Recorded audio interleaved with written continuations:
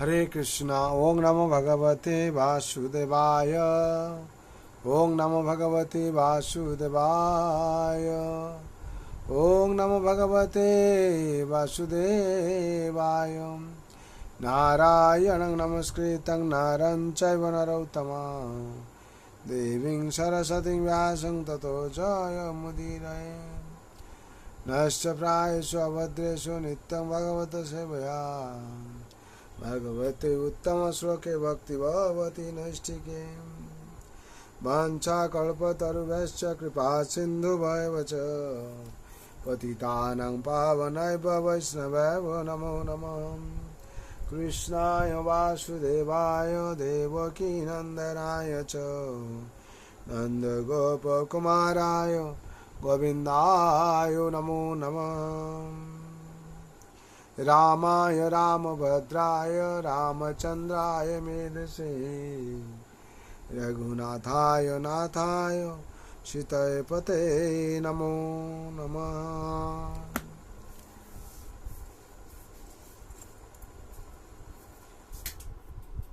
हरे कृष्ण। श्रीमद् भागवत स्कंद 9 अध्याय 11 श्लोक संख्या 26। आसिक्त मार्गं गन्धोदो करिणां मदशिखरौ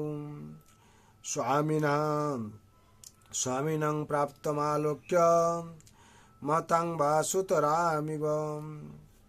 শব্দরে বলা আছে আসিক্ত মার্গাম পথ সিঞ্চিত হয়েছিল গন্ধ উদৌ সুগন্ধি জলের দ্বারা করিনাম হস্তিদের মদ শিকরৌ সুগন্ধ মধ্য বিন্দুর দ্বারা স্বামীনম প্রভু বা মালিককে প্রাপ্তম উপস্থিত আলোক্য স্বয়ং দর্শন করে মত্তাম অত্যন্ত ঐশ্বর্যশালী বা অথবা সুতরাম অত্যধিক ইব যেন।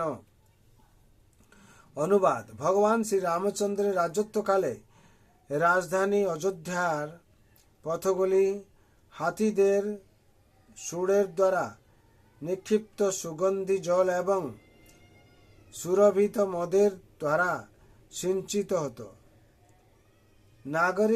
নাগরিকেরা যখন দেখত যে রাজা স্বয়ং এই প্রকার ঐশ্বর্য সহকারে রাজধানীর তত্ত্বাবধান করছেন, তখন তারা সেই ঐশ্বর্যের মর্ম উপলব্ধি করেছিল। তাৎপর্য: আমরা ভগবান শ্রী রামচন্দ্রের রাজত্বকালে রামরাজ্যের ঐশ্বর্যের কথা কেবল শুনেছি। এখানে ভগবানের রাজ্যের ঐশ্বর্যের একটি উদাহরণ দেওয়া হয়েছে। অযোধ্যার পথগুলি কেবল পরিষ্কারই করা হতো তাই নয়, তাতে হাতিরা তাদের সুরের দ্বারা সুগন্ধি জল এবং সুরভিত মধও সিঞ্চন করত। জল সিঞ্চনের যন্ত্রের প্রয়োজন হয় না, কারণ হাতিদের সুরের দ্বারা জল শোষণ করে পুনরায় তা বর্ষণ করার ক্ষমতা রয়েছে। এই একটি উদাহরণ থেকে আমরা সেই নগরীর ঐশ্বর্য হৃদয়ঙ্গম করতে পারি। সেখানে সুগন্ধি জল সিঞ্চন করা হতো। অধিকন্তু সেখানকার নাগরিকদের স্বয়ং ভগবানের রাজকার্য পরিচালনা দর্শন করার সৌভাগ্য হয়েছিল। তিনি বিলাস পরায়ণ অলস সম্রাট ছিলেন না। রাজধানীর বাইরে রাজকার্য পর্যবেক্ষণ করতে এবং রাজার আদেশ অমান্যকারীদের দণ্ডদান করতে তিনি যে তার ভ্রাতাদের প্রেরণ করছিলেন, তা থেকেই তা বুঝতে পারা যায়। একে বলা হয় দিগ্বিজয়।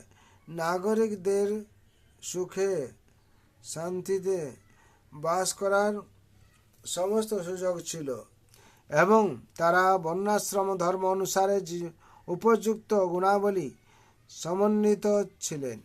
পূর্ববর্তী অধ্যায়ে আমরা বর্ণাশ্রম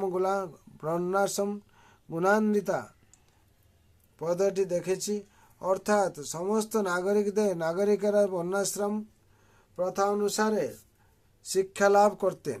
এক শ্রেণীর মানুষ ছিলেন ব্রাহ্মণ, এক শ্রেণীর মানুষ ছিলেন ক্ষত্রিয়, এক শ্রেণীর মানুষ বৈশ্য এবং অন্য আর এক শ্রেণীর মানুষ ছিল শূদ্র।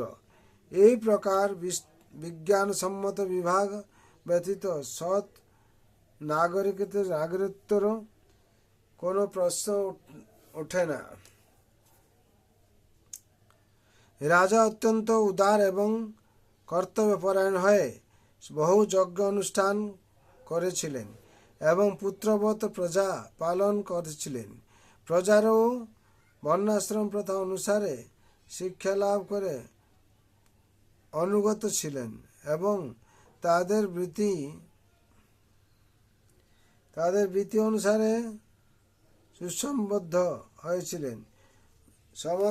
সমগ্র রাজত্ব এত ঐশ্বর্যমণ্ডিত এবং শান্তিপূর্ণ ছিল যে রাষ্ট্র সরকার সুগন্ধি জলের দ্বারা পথ পর্যন্ত সিঞ্চন করতে পারত। অতএব অন্যান্য ব্যবস্থাপনার আর কি কথা। যেহেতু নগরী সুগন্ধি জলের দ্বারা সিঞ্চিত হতো, তাই আমরা সহজেই অনুমান করতে পারি অন্যান্য বিষয়ে তা কত ঐশ্বর্য সমন্বিত ছিল। সুতরাং ভগবান শ্রী রামচন্দ্রের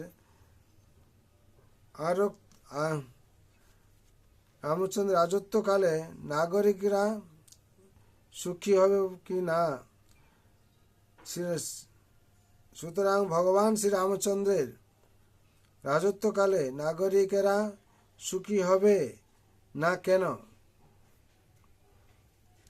অন্যান্য বিষয়ে তা এক ঐশ্বর্য সমন্বিত ছিল।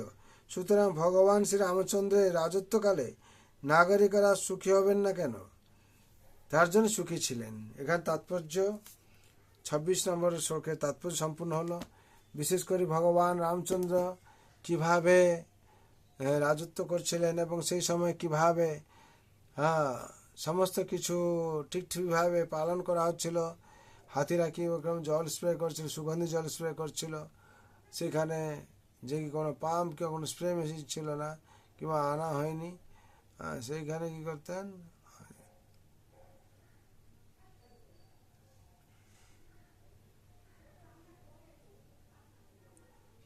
তার জন্য আমরা এই পরম শাস্ত্র ভাগবতকে ধ্যান সহকারে পড়ব এবং এই অমল পুরাণে যে ভাগবত আমাদেরকে সর্বশক্তি প্রদান করবে। আর পূর্ণ বিশ্বাস সহকারে যদি আমরা পড়ি তাহলে আমাদের সার্বিক মঙ্গল হবে। আমরা এই জন্ম মৃত্যু জরাব্যাধি চক্র থেকে মুক্তি পাব আর ভগবানের কৃপা লাভ করব। তার জন্য সংসারে আমাদেরকে নিত্যম ভাগবত সেবায়া প্রত্যেক দিন ভাগবত পাঠ করতে হবে, শ্রবণ করতে হবে। তার জন্য সবার মঙ্গল জন্য, শান্তির জন্য আমি ভগবান রাতুল চরণে প্রার্থনা করছি। সর্বহন্তু সুখিনা সর্বে শান্তি রাময় সর্বভদ্রাণি পশ্যন্তু মা কস্য দুঃখ ভাগ ভবে। হরে কৃষ্ণ হরে কৃষ্ণ কৃষ্ণ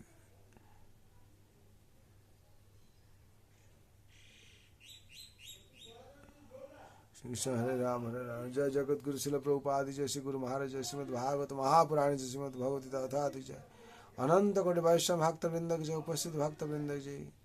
তাই গৌর প্রেমানন্দে হরি হরি बोल, হরি হরি बोल, হরি হরি बोल। জয় জয় শ্রী রাধে শ্যাম।